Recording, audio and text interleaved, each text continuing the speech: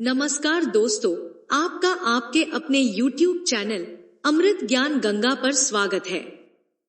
हमारी आज की कहानी बहुत ही रोचक और मनोरंजक है। चलिए शुरू करते हैं आज की कहानी। पुराने समय की बात है। एक गांव में एक सुनार रहता था। वह बहुत ही सुंदर सुंदर आभूषण बनाता था और ढेर सारे पैसे कमाता था। वह अपने काम में बड़ा माहिर था। उसके बनाए आभूषणों के चर्चे हर तरफ होने लगे थे। धीरे धीरे उसके पास बहुत सी दौलत जमा हो गई।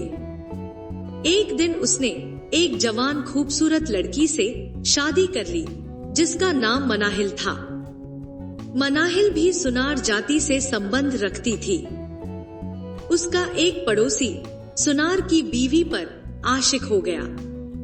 वह हमेशा इसी कोशिश में लगा रहता कि किसी तरह सुनार की बीवी से गहरी बातचीत हो जाए, लेकिन मनाहिल ने उसे कभी अपने पास फटकने नहीं दिया। जब पड़ोसी ने देखा कि उसके सारे मकरो फरेब सुनार की बीवी के आगे फीके पड़ गए, तो उसने एक नया तरीका ये निकाला कि अब सुनार से दोस्ती की जाए। पड़ोसी ने सुनार को इतनी चालाकी दिखाई कि कुछ दिनों में ही सुनार उस पड़ोसी को अपना हमराज मित्र समझने लगा। नौबत यहाँ तक आ गई कि सुनार अब हर राज उस पड़ोसी को बता देता और किसी भी काम को उसकी सलाह के बिना ना करता। एक दिन सुनार ने पड़ोसी से कहा, दोस्त, अब मुझे धीरे धीरे कम दिखने लगा है। वैद्य ने बताया है कि जल्दी ही मेरी आंखों की रोशनी चली जाएगी। मेरी बीवी जवान और खूबसूरत है। मुझे डर है कि कहीं मेरी बीवी मेरी इस जमा पूंजी को लेकर भाग ना जाए। तुम्हारे अलावा मेरा कोई और खास है भी नहीं। मैं चाहता हूँ कि मेरी इस जमा पूंजी की हिफाजत हो सके और ये मेरे बुढ़ापे में काम आ सके। चालाक पड़ोसी ने कहा, कई बार मेरे मन में भी ऐसे ही ख्याल आए हैं, पर मैंने तुम्हें इसलिए नहीं कहा कि कहीं तुम बुरा ना मान जाओ। मेरा सोचना है कि तुम जरूरत के रुपए अपने पास रखो और बाकी जमा पूंजी किसी ऐसे आदमी के पास अमानत के तौर पर रख दो जिस पर तुम्हें पूरा भरोसा हो। सुनार ने कहा, मेरे पास 5,000 रुपए नगद है और मुझे तुमसे ज्यादा काबिल दोस्त मिल भी नहीं सकता जिस पर मैं एतबार कर सकूं। तुम मेरे पड़ोसी भी हो। जब भी मुझे रुपयों की जरूरत होगी, मैं तुमसे आसानी से ले सकूंगा। चालाक दोस्त ने कहा, मैं तुम्हारा एहसान मंद रहूंगा कि तुमने मुझ पर इतना एतबार किया।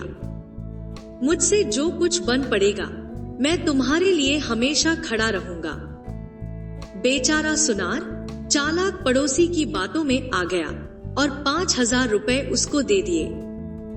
इस बात की भनक इन दोनों के अलावा किसी तीसरे को ना पड़ी। अब इस बात को बहुत समय बीत गया और सुनार की आंखों की रोशनी भी अब बिल्कुल जाती रही थी। एक रोज सुनार ने अपनी बीवी से कहा, तुम मेरे दोस्त के पास जाओ और मैंने उसके पास जो रकम अमानत के तौर पर रखी है, उसमें से 1,000 रुपए ले आओ। उससे कहना कि इस समय मुझे 1,000 रुपए की सख्त जरूरत है। मनाहिल पड़ोसी के पास जाकर बोली, मेरे शोहर ने जो आपके पास अमानत रखी है, उसमें से 1,000 रुपए मंगवाए हैं। चालाक पड़ोसी ने पहले तो मनाहिल को बिठाया और फिर कहा, 1,000 रुपए की क्या औकात है?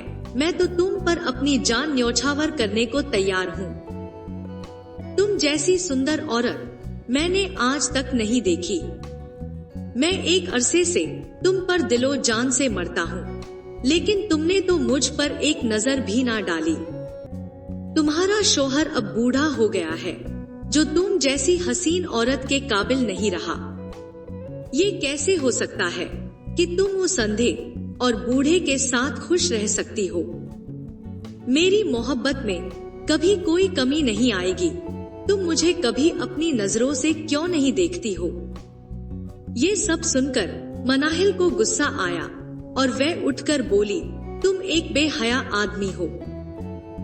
तुम्हें शर्म आनी चाहिए कि जिसने तुम पर इतना भरोसा किया, तुम उसी के घर को तोड़ने की बात कर रहे हो। लगता है तुम्हें भगवान का बिल्कुल डर नहीं है।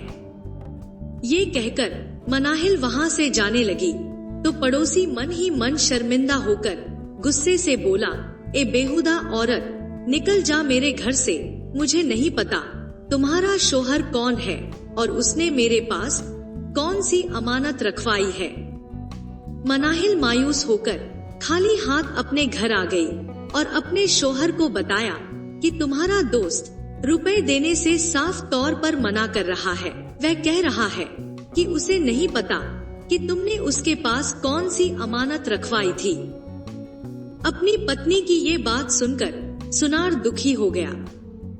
कुछ देर सोचने के बाद सुनार ने अपनी पत्नी से कहा, अच्छा तो तुम गांव के प्रधान के पास जाओ और उस पड़ोसी की सारी बात बताओ। वह मेरे रुपए जरूर वापस दिलवा देगा।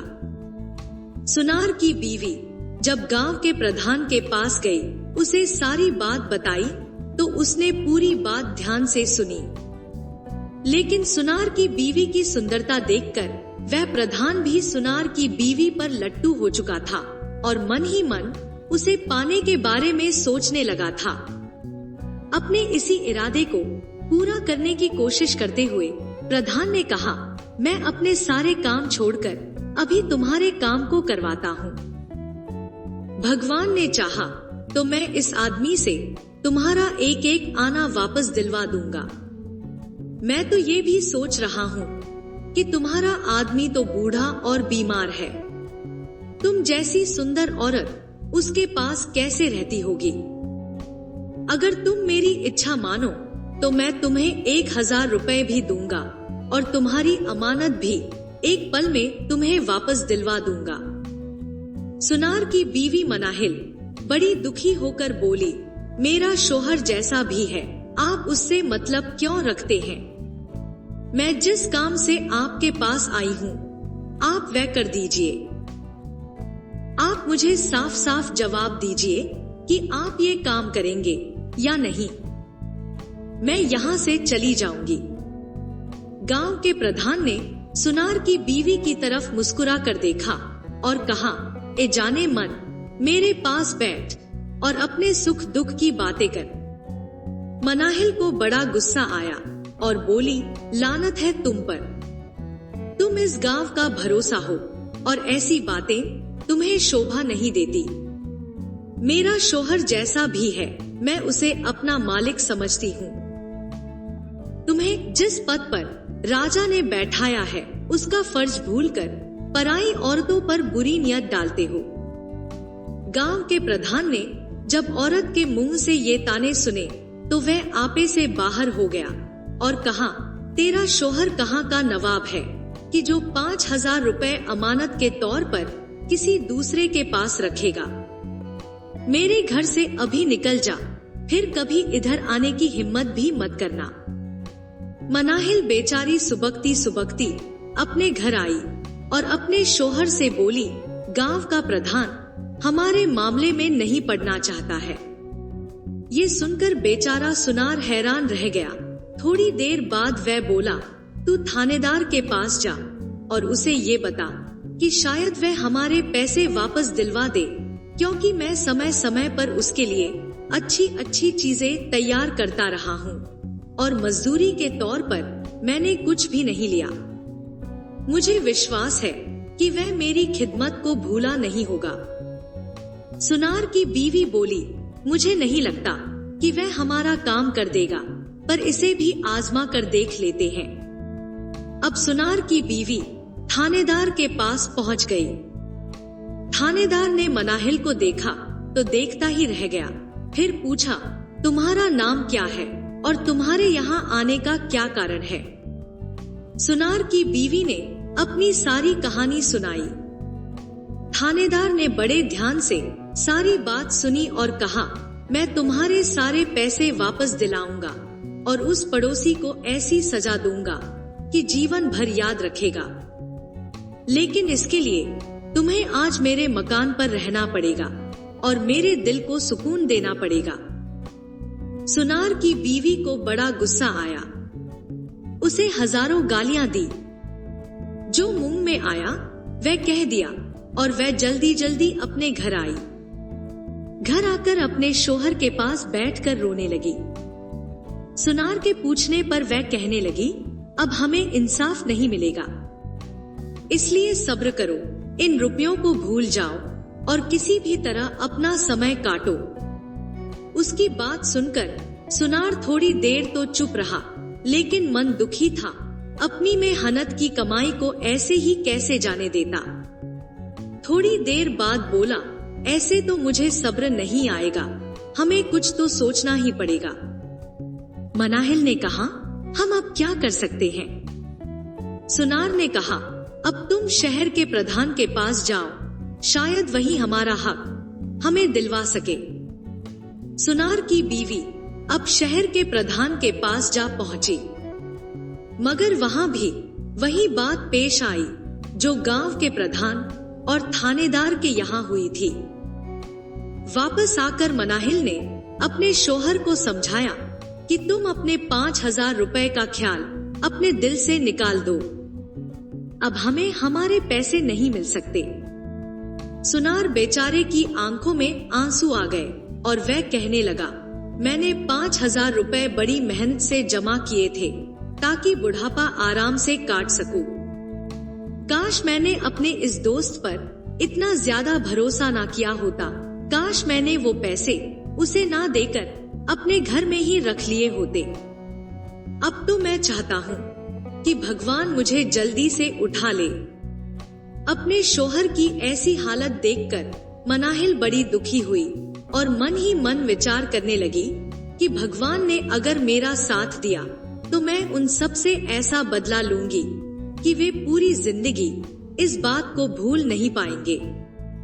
वे हमेशा याद रखेंगे कि उनका पाला एक ऐसी औरत से पड़ा था। उसने अपने शोहर से कहा, तुम कुछ दिनों के लिए मेरे मायके चले जाओ। मैंने एक तरकीब निकाली है, मैं इन सभी को ऐसा मजा चखाऊंगी कि ये तमाम उम्र नहीं भूलेंगे। अपनी पत्नी की बात मानकर वह सुनार अपने ससुराल चला गया। उसके जाने के बाद सुनार की बीवी बाजार गई।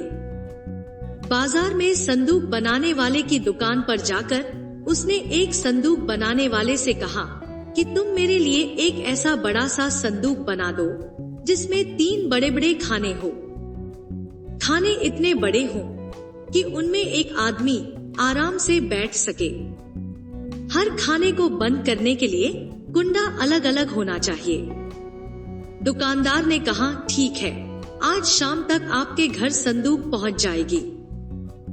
सुनार की बीवी संदूक बनाने वाले को पैसे देकर अपने घर वापस आ गई।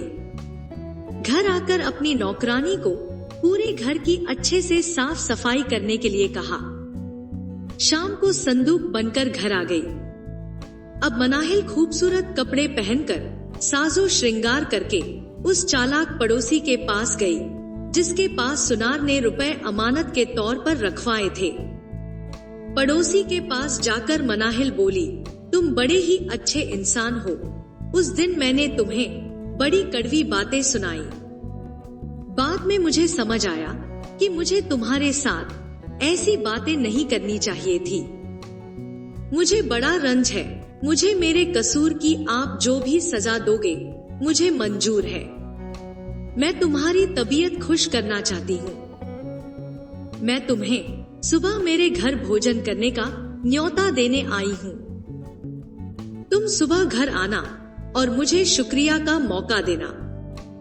चालाक पड़ोसी बड़ा खुश हुआ और बोला, ए हसीना, मुझसे बड़ा कसूर हुआ कि मैंने तुम्हारे साथ इतनी बदतमीजी की। तुम मुझे अपना गुलाम समझना। मैं सुबह तुम्हारे घर पहुंच जाऊंगा और जो तुम्हारी आज्ञा हो उसे दिलो जान से पूरी करूंगा।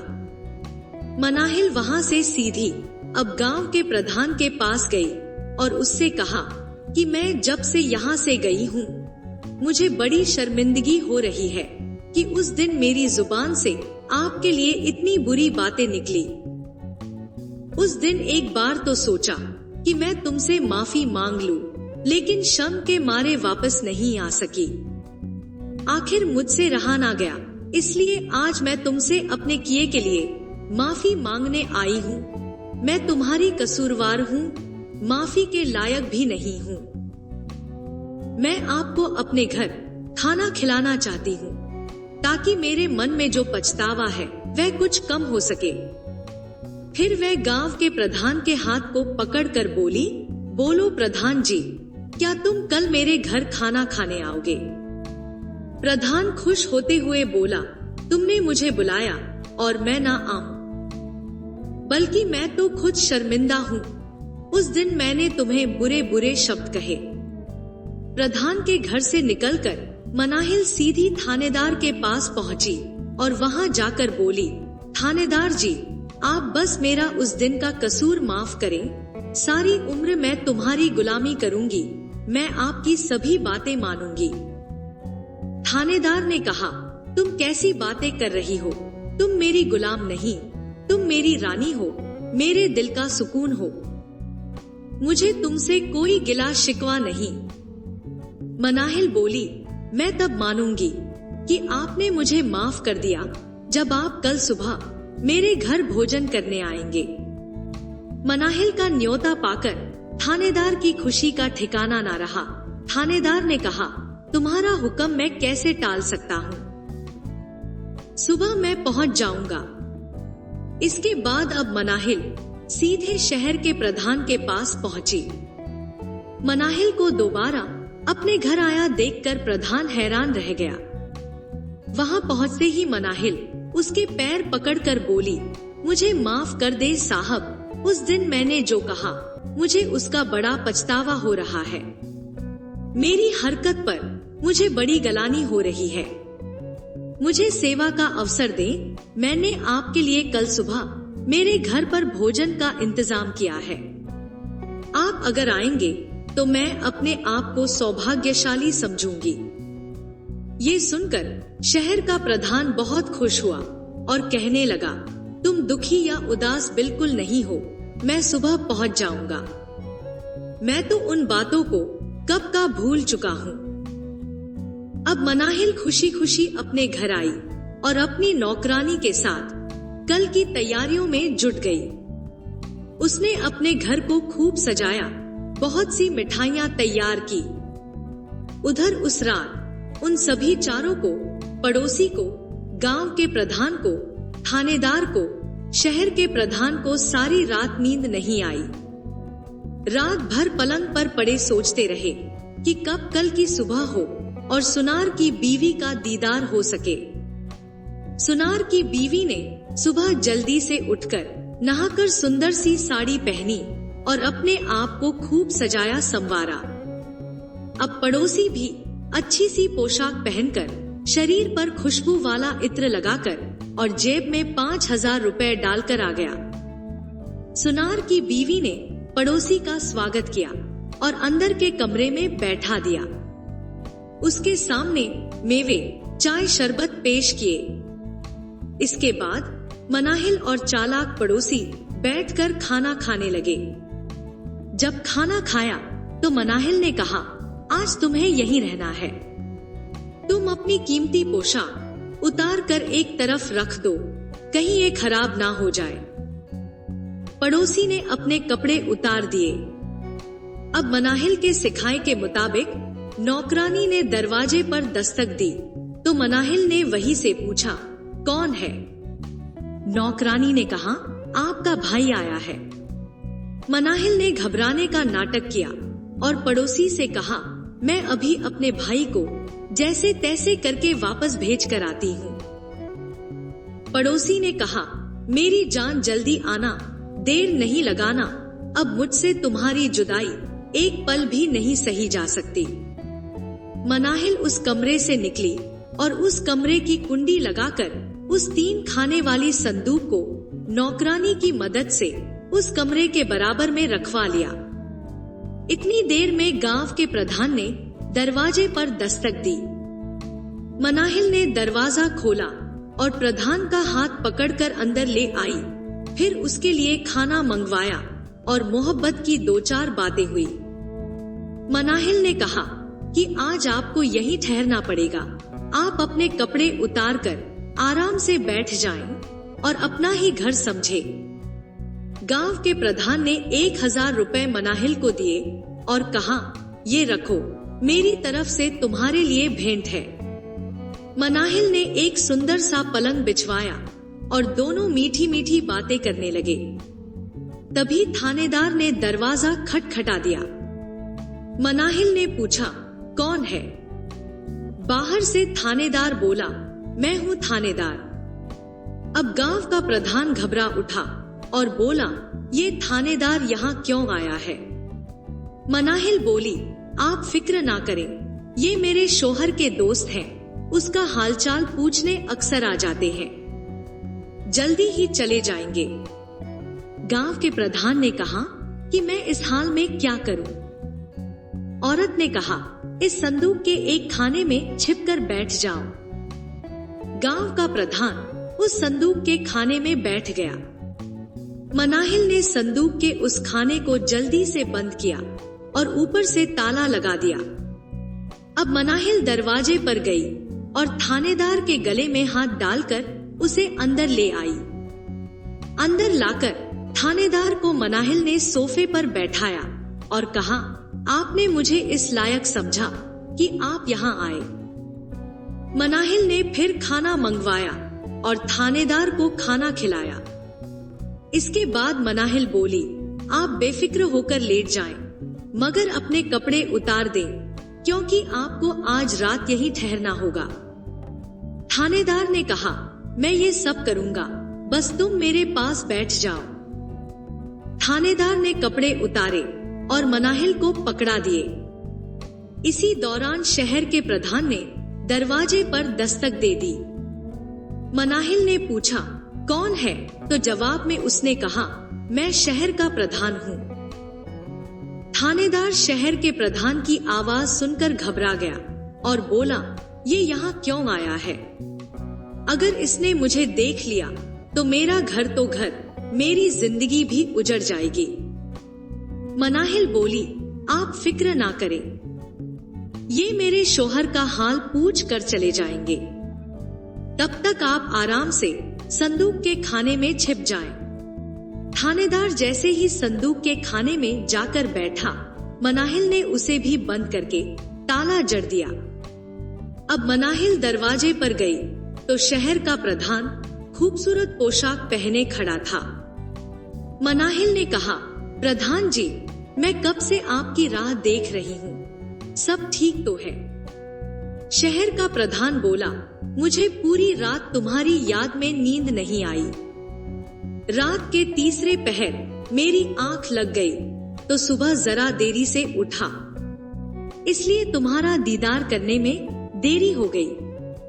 मुझे माफ करना कि मेरे कारण तुम्हें तकलीफ हुई। मनाहिल ने कहा, अरे आप इतना ना सोचे, जल्दी से अंदर आए। बस आप आ गए हैं, यही बहुत बड़ी बात है, मैं तो फूल ही नहीं समा रही हूँ। ये सब बातें सुनकर शहर के प्रधान को यकीन आ गया कि ये औरत मुझे दिलो जान से चाहने लगी है। मनाहिल ने उसे भी खाना खिलाया और मीठी मीठी बातों में उलझाकर कपड़े उतरवाकर नौकरानी को दे दिए। शहर के प्रधान ने 1000 रुपए मनाहिल को दिए और कहा, मेरे दिल का सुकून, मेरी मुराद पूरी करो। मनाहिल बोली, आप सब्र तो रखें, आज का दिन और रात आपके लिए ही है। दोनों बातें करने में मगन थे कि नौकरानी ने बाहर जाकर दरवाजा खटखटा दिया। मनाहिल ने पूछा तो नौकरानी बोली, मालकिन आपका भाई आया है। मनाहिल ने फिर थोड़ा घबराने का नाटक किया और शहर के प्रधान से कहा, मैं अपने भाई को वापस भेजकर अभी आती हूँ।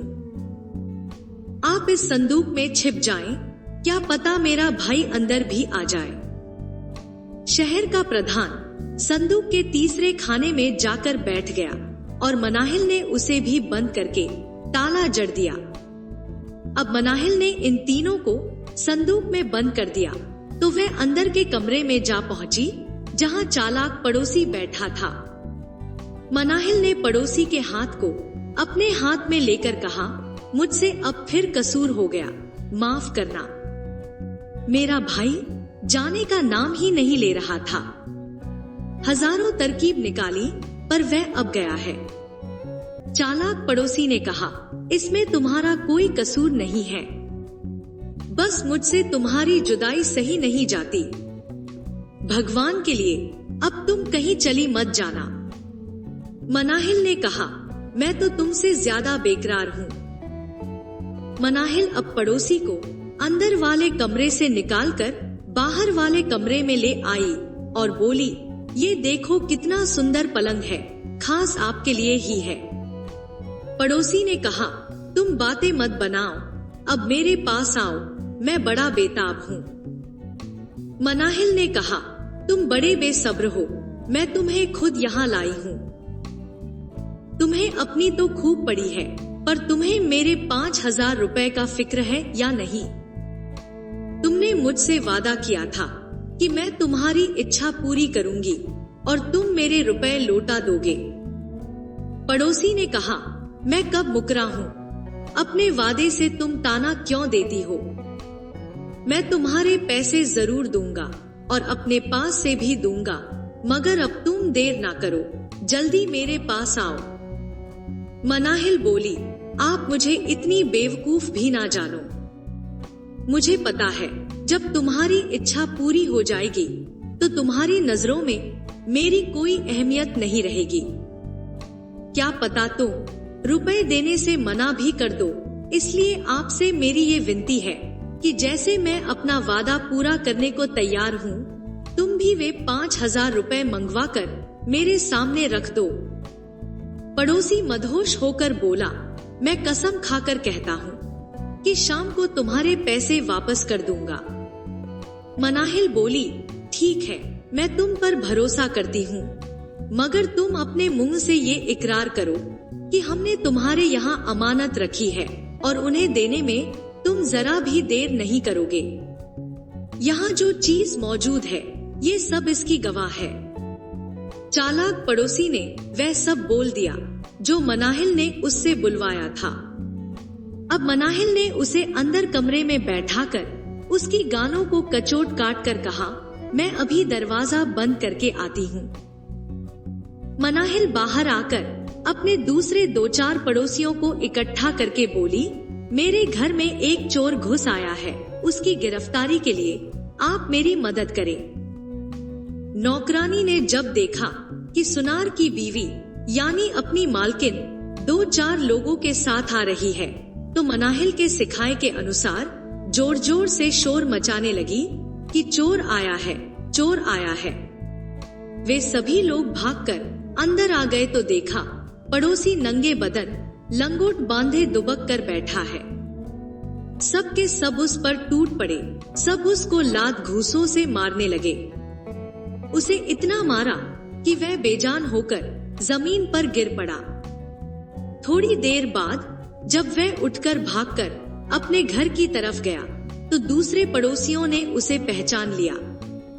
अब तो दूसरे पड़ोसियों ने और अधिक बढ़ चढ़कर सुनार की बीवी की मदद की। सभी मनाहिल के साथ उस पड़ोसी को पकड़कर राजा के पास ले गए। राजा के पास जाकर सुनार की बीवी बोली, महाराज, इस आदमी ने हम पर बड़े जुल्म किए हैं। मेरे शोहर ने इसके पास 5,000 रुपए अमानत के तौर पर रखवाए थे, अब ये देने से साफ साफ मुकर गया है। राजा ने कहा, तुझे इसे मेरे पास लाने की क्या जरूरत थी? तुम्हें इसे अपने गांव के प्रधान के पास ले जाना चाहिए था। सुनार की बीवी ने कहा, महाराज, वह मुझे नहीं मिला। राजा ने कहा, तो फिर इसे थानेदार के पास ले जाती। सुनार की बीवी ने कहा, महाराज, थानेदार भी नहीं मिले। राजा ने कहा, तो फिर तुम्हें इसे शहर के प्रधान के पास ले जाना चाहिए था। सुनार की बीवी ने कहा, महाराज, मुझे शहर के प्रधान भी नहीं मिले, वे भी गायब हैं, इसीलिए हम सभी इसे लेकर आपके पास आए हैं। अब आप ही कुछ कीजिए।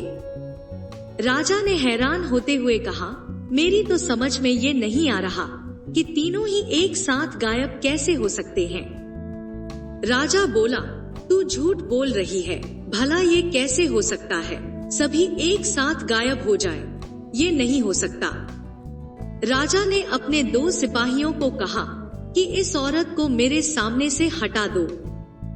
तभी सुनार की बीवी ने कहा, महाराज, आप एक बार हकीकत का पता तो कर लीजिए, मुझ पर झूठा इल्जाम ना लगाएं। अगर मेरी बात झूठी निकले तो मुझे आप जो सजा देंगे मुझे मंजूर होगी।